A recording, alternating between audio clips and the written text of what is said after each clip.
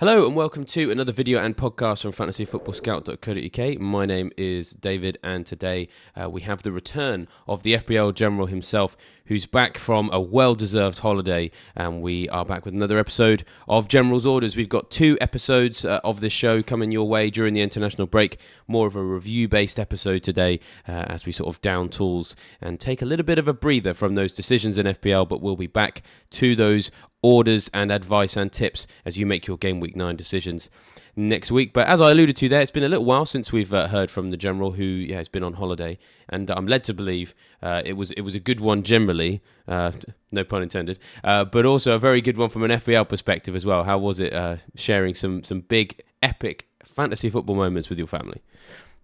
Yeah, good to be back, David. Hope you're well. It was, first of all, I don't really plan my holidays well, do I? I should be away this week during the international break, but I took the week before. Must have been cheap flights or something, which suckered me in. Had a lovely week in Portugal. Went away. It was a Friday to Friday trip, so we arrived late on the Friday night of Game Week 7. First, straight to bed, shattered. Up Saturday morning. Wife straight away, let's go to the pool, let's bring the wee man to the pool. And then I just had a quick look on the television. Usually when you go on holidays, you see what channels you have. Usually you've only got maybe 4 or 5 rubbish channels, Portuguese, you don't even understand them. But I hit the jackpot, had all the sports channels, Sky Sports, BT Sports, couldn't believe my luck. So I said, you know what, why don't you take the wee man to the swim pool? I'm going to catch Brighton and Aston Villa because I've got a stooping in.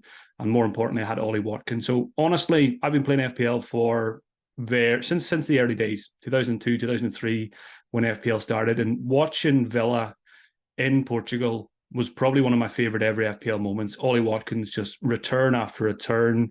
There was a couple of times I went to tweet just before the game was over, 17-pointer, 20-pointer, and I kept having to delete the tweet because he kept getting more returns before I could even post it. So great start to the holiday. I knew straight away, first game, this was going to be a big green arrow, and it turned out to be. So yeah, it was a great trip and very good memories to hold on to forever now, watching those Ollie Watkins points in Villamira. Oh, that's incredible. And in terms of memories, Sonny in the pool, I'm guessing you missed that. Wow, to be fair, she waited till I came down. So I Oh, literally bounced down to the swim pool, doing somersaults after the Watkins haul, and just jumped straight into the pool head first. oh, incredible. But yeah, he's 7 months now. That was his first time in a swimming pool. So it was great fun. He loved it. So yeah, great holiday. Need another one now because back to Scotland with yellow rain warnings and amber rain warnings. So it's back to reality with a bang. The weird thing is those weather warnings honestly look like most people's FPL teams right now with all those yellow and orange triangles. So yeah, you really have timed it particularly well to come back at such a time when the FPL teams are rife with that as well. You mentioned there the somersaults into the swim pool. If people haven't seen your knee slide on Twitter, they have to, as possibly your best ever tweet. And also I'm guessing your missus took that. She must be a good sport to join in with that. She could have turned around and be like, "No, Mark, I'm not doing something so silly." Yeah, so the knee slide was for the first Ollie Watkins goal the previous week. Was it against Chelsea possibly? I held Ollie Watkins from the start of the season and he hadn't scored, I think, till Game Week 5 or Game Week 6. And I said if he scored, I was going to do a knee slide. I said I moved the coffee table so I can do a knee slide. I'm a bit old to be doing knee slides. I'd be a bit worried about doing my ACL if I did a proper knee slide. So it was literally kind of a fake knee slide. And yeah, we were that day in particular as well. We were actually trying to get out of the house to go somewhere. She was kind of rushing me out the door. So he wasn't best pleased when I said, "Can you just take a picture of me? I'm just going to go on the floor. Can you just take a picture?" And she's just like, "What on earth are you doing?" But she's used to that by now. So she was a good sport. She took the picture and it went down well on Twitter. And I used it again then in Portugal. So I think what I'm going to do, as long as I own Ollie Watkins, every time he scores, the image is going to be used on Twitter. I think that's just going to be the Ollie Watkins celebration from now on. Oh, it has to be. Yeah. And it's always good to get yourself a nice iconic celebration or tweet or picture or something that you can associate with a certain player and with yourself as well, because it just sort of, and it's probably enjoyable for other Watkins owners as well. So yeah, fingers crossed that becomes a proper thing. And just, I mean, the thing is, I have to say, as I said, just big props to the missus. At some point, we should definitely start a series of the Real Housewives of FPL. What is it like being around these man-childs who just want to have their picture taken? I think that would quickly become the most popular FPL show because I think they would just show us up to what a nightmare we are, especially on Saturdays and Sundays when the games are on. So, what are these idiots doing? Why do they spend so much time on this stupid fake game? But yeah, there's certainly a gap in the market for a show like that. Yeah, I'm definitely going to store that away. When Fantasy Football Scout needs a new show, I'm going to come calling. I'll message you, but really, I'm after the real talent. So yeah, fingers crossed on that one. Fingers crossed on that one. Now, of course, we've talked a little bit about your last couple of weeks. Let's talk about how you got on in game week 8 now. 49 points. You took a -4, which is actually not like you in many ways. So yeah, talk us through kind of what your decisions were for that one. And of course, I think you would have been dealing with a number of flags, is my guess. So I wondered if that was perhaps an influence on your decisions. Yeah, so from the high of Ollie Watkins in Game Week 7, Game Week 8 wasn't as good. Small red arrow, I think, from around 250k to 327k, but overall, very happy to be there, in Game Week 8 going into Game Week 9. Always have that kind of mini target of top 100k by Christmas. So hoping to get there without any issues. It was the first -4 of the season. I had 2 free transfers and I ended up making 3 moves. So Estupinan was injured. Saka was a major doubt and Rashford was just a disaster most weeks. So I took the opportunity to do a bit of a team restructure because I'm not planning to play my wild card in 9 or 10. So it was kind of setting up a bit more for the long term. So Murray Cash came in, Jared Bowen came in, and Heung-min Son. Those 3 came in for the -4. Cash and Bowen blanked. I mean, they all blanked actually, but the Son one was a bit of an insurance policy because I knew a lot of people were going to captain him. I stuck with the auto captain Haaland strategy, which I'm sure we'll talk about later, because I'm not sure if that will continue long term, given how he's performing and Manchester City are performing and the other options that we have. So yeah, it was really kind of a -4, a long term -4, so that I don't have to wildcard in 9 or 10. Villa have good fixtures on the horizon, and West Ham also do. I knew short term, maybe the first game week or two, that Cash and Bone might not do a lot for me, but I'm hoping that I'll be rewarded in the future with those guys because I've brought them in for 5, 6, 7 weeks and hopefully longer. It's not just jump on and jump off again. So it was 49 -4 for a 45. Johnston came in again in goal with a 9-pointer. Trippier with the 6, a very impressive 2 bonus points despite conceding 2 goals. That's why we pay the extra for Mr. Trippier. Gabriel's been great for me recently. After a disastrous, was it first 3 game weeks? He didn't even play, Yeah, didn't start, yeah. and blocked a few auto subs and all that kind of stuff. But he's redeeming himself. I think he might have 3 clean sheets for me in the last 4 or 5 weeks, and looks just a good pick long term now that he's back in the team. Elsewhere, Madison was 6, Bruno blanked, but I will keep Bruno for Sheffield United, and I sold Saka for to bring in Son and Bowen. My kind of plan is keep Bruno for Sheffield United. And then Bruno to Saka in game week 10 is a bit of a no-brainer because Bruno plays Man City and Arsenal plays Sheffield United that week. So basically target Sheffield United for the next 2 weeks with that spot in the team. Captain Haaland blanked, Alvarez blanked, and Ollie Watkins chipped in with feels like his 37th assist of the season. So feels like after the -4, the team is looking pretty healthy. The bench is not great. Turner, Nakamba, Bayer, and Gusto. So maybe a bit of work required there. But like I said, no plans to wildcard. Definitely not wildcard in the game week 9. I'll keep an open mind about game week 10, but it's looking most likely that it will be a later wildcard for me this season. Yeah, and the handy thing is the players you've brought in on that mini wildcard are very in line with players who would probably be in a normal wildcard, Bowen especially, because the West Ham fixtures have very much turned now. I've just put your bus team on the screen, which from what I can see, the only change, because Bayer, Gusto and Nakamba are still on the bench, is Johnston dropping to the substitutes because he's away at Newcastle, Turner coming in at home against Luton.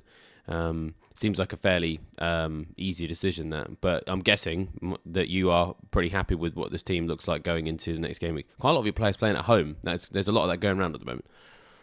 Yeah, game week 9 fixtures are very, very nice for most managers, I think. And even if it's an away fixture, Bruno's got Sheffield United, which is really good. So hopefully there's no issues during the break. I mean, there always is 1 or 2, but hopefully I can dodge the major problems. And ideally, my style of play, blanket transfer.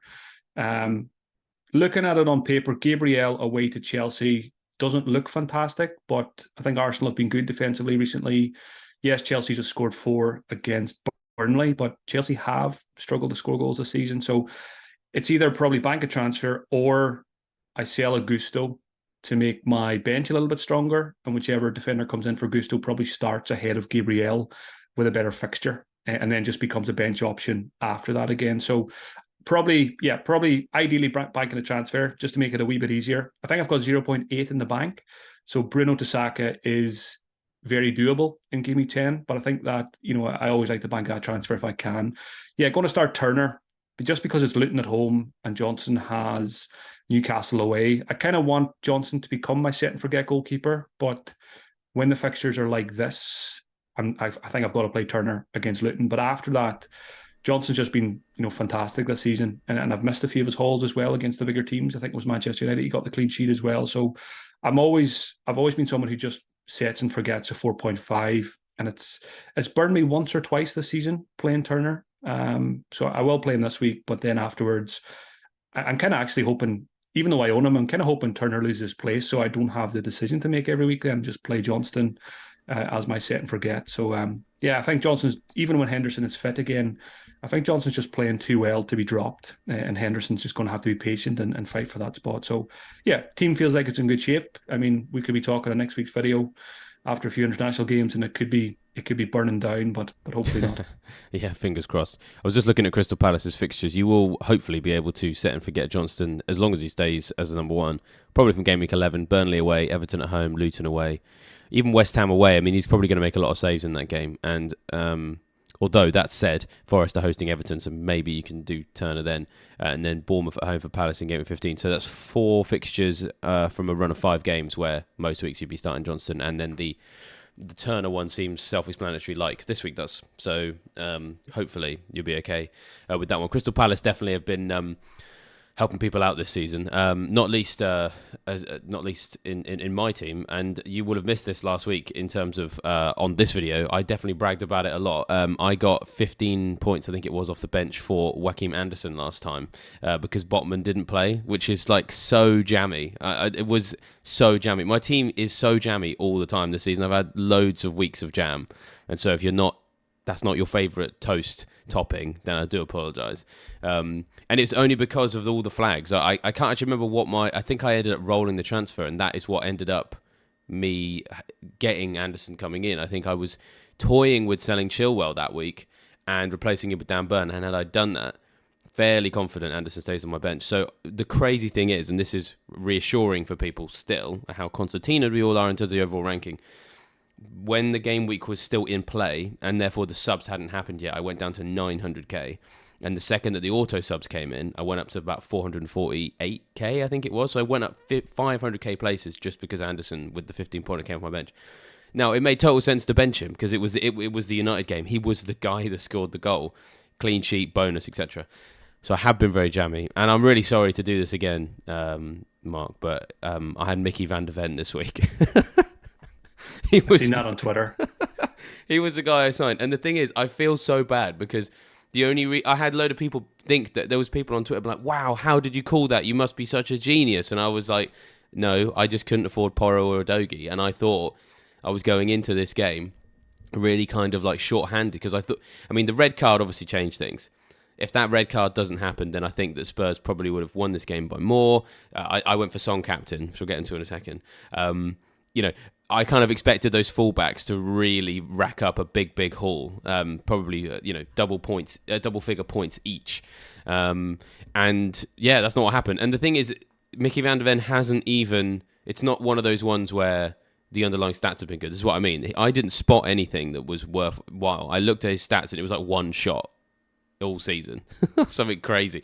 And so the chances of this happening, him being the only guy to score in this game, and he's the guy I signed on Saturday morning, I feel really bad. All I can do is apologise. And yeah, the rest of the team it also did well, to be fair. I don't think it was full jam. But yeah, 64 points. Turner, 6 points. Anderson, 6 points. I have never cheered a 0-0 more because I just felt that both of those teams were heading for a 0-0. Palace without Eze and Elise. Forest without a Awoniyi. That was just heading for 0-0. Cash, 2 points. Maddison, 6 points. Mbeumo, 2 points. Diaby, 2 points. Salah, 15 points. He was my vice captain, so that was a bit annoying. Just the 3 for Son. I captained him, and my transfer was to do Saka to Son.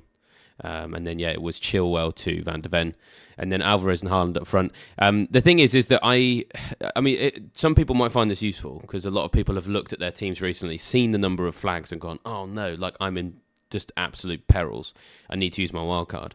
I think, let's work all these flags out. I think I had 4. I had Saka, I had Chilwell, I had a Stupinant and Botman. And rather than then necessarily use that as an excuse to use a wildcard when I don't really want to, I just sort of took a risk and benched the Stupinant and Botman, got rid of Chilwell and Saka because they were the ones that had the money more wrapped up in them and could get me to what I needed, which was Spurs defence, and I needed Son, I felt, because having the 3 captain candidates is like what FPL used to be like. If you had the 3 of them, even if you captained the wrong one, you limited the damage that you did to your rank. And it is a bit annoying to be this close to have maybe gotten 30 points out of Salah, but I think with the Van de Ven thing, I'm probably barred from complaining about this game week, to be honest. But yeah, I basically just went in with 13 players, so I only had 2 subs I knew would play. Flecken, I think, in the end missed the game through illness, so Archer was the only one who got any points off my bench. But it just shows that you don't necessarily have to throw a wild card at a massive injury crisis as long as you've saved some transfers, because I did have 2 free, as I was able to do those changes. So it feels good to hold on to the wild card through a period where a lot of people have kind of caved because of all those injuries. I don't know. Yeah, if it's you've good. had It that. does. Yeah, I feel good about still having it as well, and I think both our teams are in pretty good shape, and no urgent, medical surgery required with a wild card. So I'm hopeful that the patient approach will play into our favor. Like we don't know what's around the corner. We're getting into the winter months. Every season for the last 5 years, we've had major disruption to the FPL schedule. Now, I don't want major disruption to the FPL schedule, but anything can happen. Things that we're not even thinking about could happen. And even just a bit of disruption to fixtures, if you have a wild card, it can be quite useful. And obviously we do need to navigate, Man City and Brentford's blank game week and things like that as well. So I am very much looking to keep it for as long as possible, around game week 19, game week 20 even. So yeah, it does feel good to have it. And I think we've both managed our squads quite well and quite sensibly. And we've been, focusing on weakest links, your transfers there, for example, getting rid of Chilwell and Saka and stuff like that worked out. So yeah, we're in good shape. And hopefully the wild card, whenever we do use it, gives us a bigger boost than that gives people around now. And it's going to be interesting to see how that plays out. Just go back to your captaincy as well. It must have been quite a tricky one when you had Son, Salah, and Haaland. So interested to hear your thought process and how close were you to going Salah? Well, I mean, to be honest, I was never close to going Salah, if I'm honest. Not because I thought it was a bad option. I was pretty set on it being Son, and the reason why was I felt that whilst Brighton's numbers had been really bad defensively, what was interesting was going into the Aston Villa game, then their defensive numbers had been shocking. They were in like the bottom 6 for like big chances conceded, XGC, all that kind of stuff. And the weirdest thing is that after that game, despite conceding 6 goals, when you tracked it as last 4 matches, because that's kind of how I track all my tables, you follow those 4 matches, and then that they all of a sudden ended up in the top half for that. And I was like, what? Does this mean that they've conceded a lot of the chances they conceded against Villa were not necessarily big chances? I wasn't completely sure. But either way, Luton had remained in sort of the more the doldrums of those kind of tables. They weren't too near the bottom.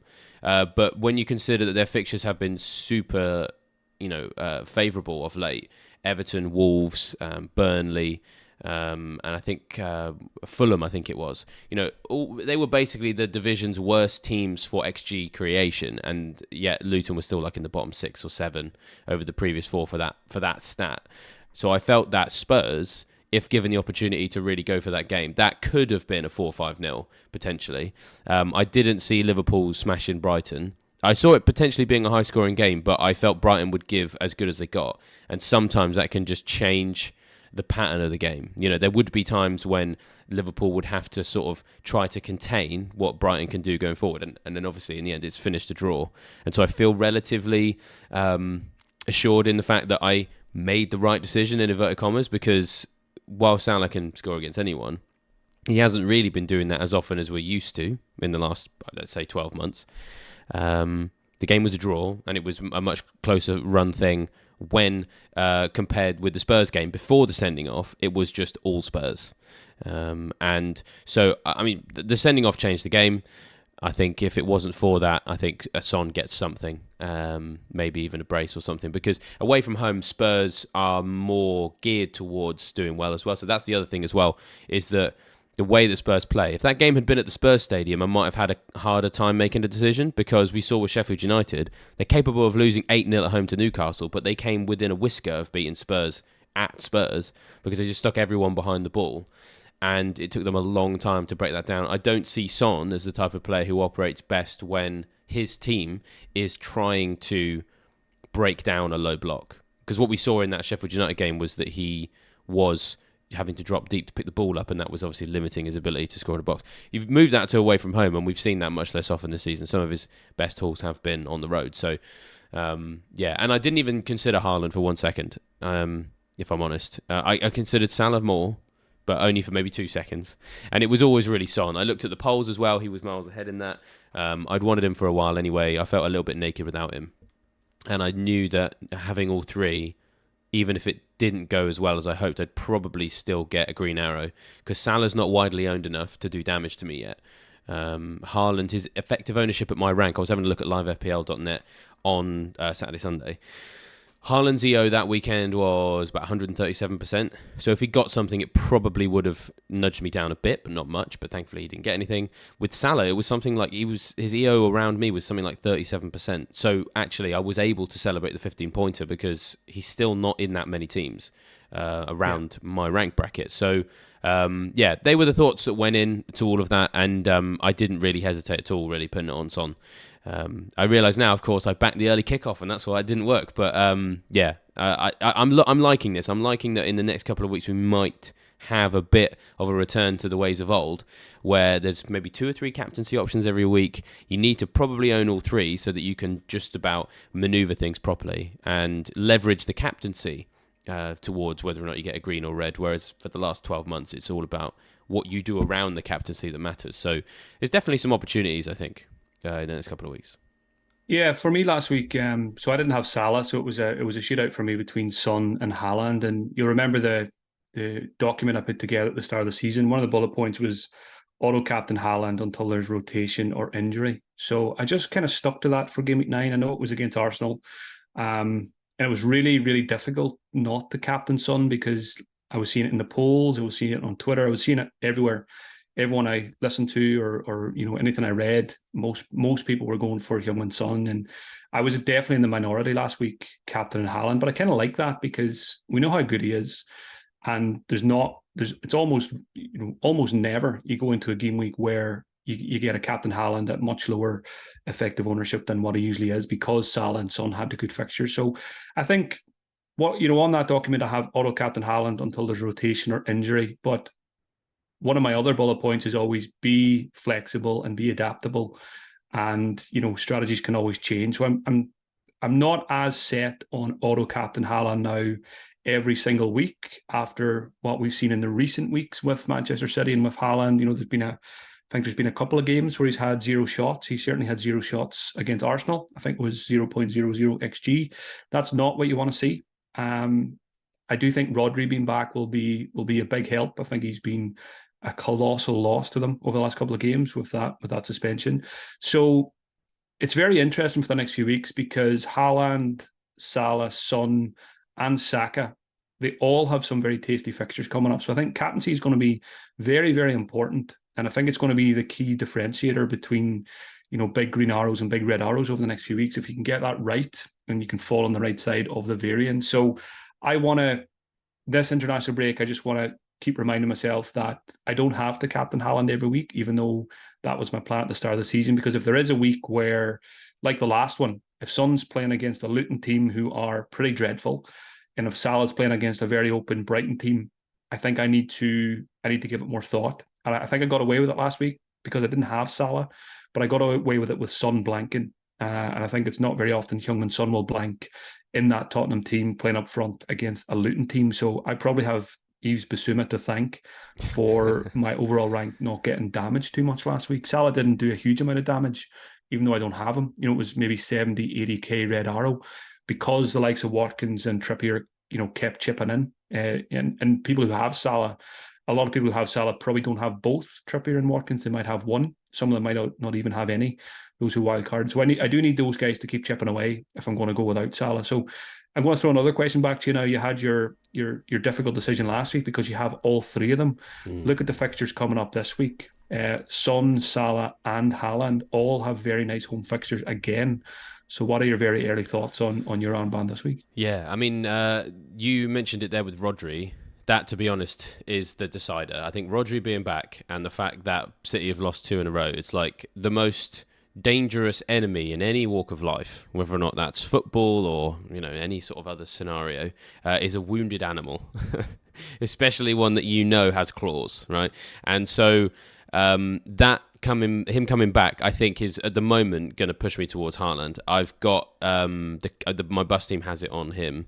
I think whilst Everton at home and Fulham at home do look nice for Salah and Son, I'll go back to what I said there about Spurs at home. I think Fulham will throw everyone behind the ball at Spurs. They've got arguably the second best or best goalkeeper so far this season. Areola and Leno have really been the standout shot stoppers of the campaign so far. So, bearing in mind that, you're going to have Leno there, I can envisage a world where Spurs are a little bit frustrated by all the bodies in the way. Tim Ream, as my dad well knows, having owned him all season, is having a good campaign for them as well. They can ride the storm a little bit. I mean, they had it with Everton. I think it was game week 1. I think Everton created an XG of like 3.8 or something ludicrous, and then Fulham won the game 1-0. If Sheffield United can go to Spurs and frustrate their style of play by reducing the amount of space that they offer behind them, I think Fulham could do the same thing. And then with arguably a better goalkeeper as well, I think that's going to impact his potential. I still want to own him because I can foresee a world where they still win and he gets some returns. But, you have to, it's fine margins in those captaincy decisions. And Brighton can't offer a goalkeeper in the same way. As you mentioned earlier, Brighton do play an open style of football. And so even though the underlying numbers may have been a bit misleading or a bit confusing in the last couple of weeks, I do think that they're going to give up chances for City. And City are going to be ruthless with them because Rodri's back. Guardiola's not happy with the fact they've lost two in a row. I think I would be very scared being Brighton going into this one. And then just going back to Liverpool, Everton are mildly resurgent at the moment at both ends of the pitch, really. They were offering a lot of big chances up earlier in the campaign. They were sort of in the bottom 4 or 5. They're now kind of mid-table for the whole season. I'm just double-checking what they've been like in the last 4 matches. But the thing about Liverpool-Everton derbies is that sometimes the form book just goes out the window and you end up with some really crazy games. Everton can be on a good run and lose 6-1, or it looks like Liverpool should steamroller them because they're in good form and Everton aren't, and then it's a 0-0. I can just think of so many times that's happened in the past, and so, it's maybe settled with an unfortunate Pickford own goal, which I know would upset some people, but there's just too many what ifs, and I've seen scenarios before where Liverpool hosting Everton has resulted in a dull game. Games where Spurs at home, they haven't been able to get past these teams that are, thrown in a low block, for example, whereas I don't have any of that concern. I just basically have fewer caveats at the back of my mind with Haaland. So it's on him at the moment. Yeah, likewise. It feels like an easy one for me. Again, I don't have Salah, so I have one less captaincy option to consider. So again, Son against Fulham, and I was going to mention Leno if you didn't. I just rate him very highly. I think he's been very, very good since he went there. And again, you don't even know which goalkeeper is going to be in nets for Brighton, which is good when you've got a striker playing against them. So yeah, for me, the Rodri factor's big. The wounded animal factor. I also like the fact that some people have sold Haaland on wildcards recently, so kind of doubling down on captaincy Haaland to hope that you get a leg up on those people who went without him. Looking at the captaincy the next few weeks, Haaland captain for me against Brighton, probably captain in game week 11 as well at home to Bournemouth, but game week 10 might be the first time I don't captain him, and obviously it depends how he does against Brighton, because if he smashes Brighton, I probably will just leave the armband on him against Manchester United, which they're struggling, a lot of defensive issues, underperforming. So I think it's fine to captain Haaland against Manchester United, but I think Saka will be very tempting that week. If Saka plays in game week 9 and he's fit for game week 10 at home to Sheffield United, I'll probably be bringing him in that week, and I'll be tempted to captain him in that fixture. If I'm going to play the fixtures on captaincy in game week 10, it'll probably be Saka over Haaland. But again, cross that bridge when it comes. But yeah, as you can see, I'm I'm moving away from my just captain Haaland and don't give it any thought, because I think I was probably wrong last week just to blindly captain him, and I don't want to do that again. Yeah, it's an interesting time, and it is weird in a way, because this is what FPL used to be like when we would actually have a captaincy video. I had Joe do one for Scout's YouTube channel last week, and it felt like something out of the distant past, perhaps something we should put in a museum, like an actual captaincy video. What's going on? But the interesting thing is, and I'm now going to ask you a couple of questions about which are directly related to my team, but it's all centered around some of these issues, right? If you've got all three of the captaincy candidates, which can be good, can cover you off in some of these situations and protect you, you do have to forego certain things in other areas. So the issue I've got this week is I don't have Trippier at all, and I don't actually know, if I'm honest, how I would get to him. I've still got a Stupinan, I've still got Botman. As things stand, I'm having to start Botman and hope he's fit. So I don't really know what I'm doing with my transfers yet. I'll wait till the international break concludes and I have more of an idea there. You don't have Salah, for example, and there has been a bit of a weird 50-50 of late. They're not in the same position, but just because of what they represent, it's kind of been Trippier versus Salah. So for me, I'm nervous about how to get to Trippier. I don't really know how to do it.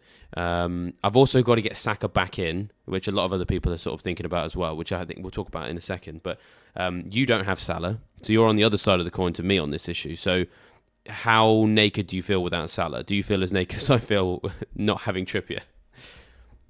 I feel like another piece of clothing comes off every week as a non-Salah owner. I feel like he'll be butt naked soon. It's funny you said there, you're nervous about Trippier and you can't get to him. Exactly the same for me. I'm nervous about Salah. Don't know how I can get to him. So it's a very interesting FPL season. We've got to make decisions. We've got to go without really, really good picks. Trippier and Salah are two of the best picks in the game at the moment, but to have both of them is not straightforward if you've got Haaland and Son as well, and a few others. So again, I don't want to. I've had no Salah all season, and I don't want to just be stubborn and just say, right, I made my decision. I'm going to just go without him. Part of the reason I'm hoping to bank a transfer in game week 9, like you, I want to get Saka back game week 10. But with 2 free transfers in game week 10, it also opens the door of a wee bit of surgery to get Salah. Let's say Salah goes out again and does really well against Everton. I'm not going to have much choice but to, try and get him in game week 10. And even if that means not getting Saka, it might just have to be the case. So I don't like not owning Salah at the moment. He's obviously performed. He's very consistent. Kind of reminds me of Harry Kane last season. He just performs week after week. He gets you something every week, even if he's not your armband every week. So yeah, I'm a very happy Trippier owner, and obviously he's going nowhere. And can throw Watkins into the mix as well, because I'm able to afford Trippier and Watkins because I don't have Salah. And as long as Trippier and Watkins continue to deliver, if they can just, in my mind, if they can kind of match Salah together, for the similar price when you add them together or whatever. So yeah, it's tricky, and that's why as well I'm not going to say definitely no wildcard in game week 10, because if it gets to game week 10 and Salah's just performed really well again, if I want Saka, maybe a wildcard game week 10 to get Salah and Saka is justifiable, and then just tidy up around the fringes as well for the long term. So yeah, keeping an open mind on all of this stuff. And yeah, it's getting to the point where Salah will be giving me sleepless nights soon, I think. Well, one thing that sort of sprung to my mind when you were talking there was something that Praz said at the start of the season. I can't remember if it was on Deadline Dilemmas or if it was on a video with me when I did a team reveal with him. He basically said that this could be the season where we have to forego certain schools of thought that other people are sort of more on board with, and stick to that decision. And then sticking to that decision is arguably going to be a better tactic than necessarily flip-flopping between those two positions, having FOMO one week and breaking your team to get one of them at the expense of the other, because then the next week actually is a really good one for Trippier, for example, and you'd rather have him. If you can find ways to mathematically match those players that you haven't got with other differentials, then maybe that's going to work. I mean, I've got a little bit lucky in that regard, in that Anderson and Van de Ven have kind of covered off the things I don't have, because Van der Ven's outscored Trippier this week, so I've gone up to 153k, but that's not going to happen every week, so I do need to find a longer term solution there. So yeah, it's just an interesting one, because in the past I think the template kind of moves all together and you sort of feel like we're all in the same boat. But what I find actually a good thing about this season is that you've got a No Salah camp and a Mo Salah camp actually on, even just on this particular video/podcast. One of us has gone with one route, one of us has gone with the other, but neither one of us feels like we're having a bad season. Both of us feel relatively happy with where we are. We don't feel like we need any massive major surgery right now. We've got the same idea for our wildcard. So that in and of itself, I hope, helps people feel more comfortable with whichever camp they've chosen, in terms of worrying about grass being greener on the other side, because we've gone different ways, but there's not like a huge gap between our two overall ranks. And the way I'm thinking about it as well, this week's a good example where I had a red arrow because I didn't have Salah, and obviously he did really well for captainers. And you log into social media and you see people posting their screenshots of Captain Salah 30 points, and straight away that creates a FOMO. It says play the wild card, get Salah. What are you doing? You're an idiot. All the usual stuff that goes through an FPL manager's mind over the course of a weekend. But you take a step back and you think, right, this was Salah's game week. Game week 9 could be Haaland's game week. Game week 10 could be Son's game week. That's the nature of this season. There's going to be swings probably right the way through. It could be the most swingy season we've ever had. There's Salahs and there's no Salahs. Now we're even seeing teams where there's Haalands and there's no Haalands. So, if Haaland bangs in a hat-trick against Brighton and gets 40 points, as we know he's done a few times in the past, how do the wildcarders feel then? And do they knee-jerk back to him, or do they stick to the plan? So I'm really enjoying this season, and kind of not just with my team. I'm enjoying the overall landscape, and it's intriguing every week, and watching the thought process of other managers and how they're playing. I'm keeping an eye on a couple of mini leagues and the different strategies that are at play. So really, really good season on the cards, which is what we needed after a very boring, probably the worst ever season last season, with everyone with the same teams with double game weeks and stuff like that. So long may it continue. And the more the teams start to diversify, the better it is for the game overall. Oh yeah, absolutely. And the diversification of people's teams, as I said, isn't seemingly creating a massive disparity in terms of how people are getting on as well, which is nice to see. There are people having bad seasons, there are people having good seasons, but I don't think that's necessarily being dictated by which side they fell.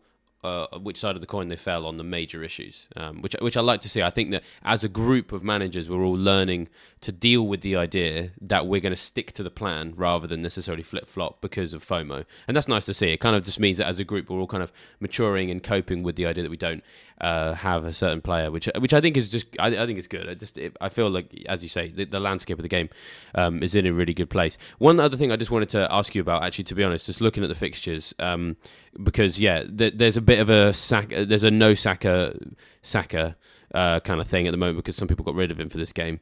We both got rid of him for the most recent match, and ways to get him back in. I was kind of looking at maybe it could be Son who makes way.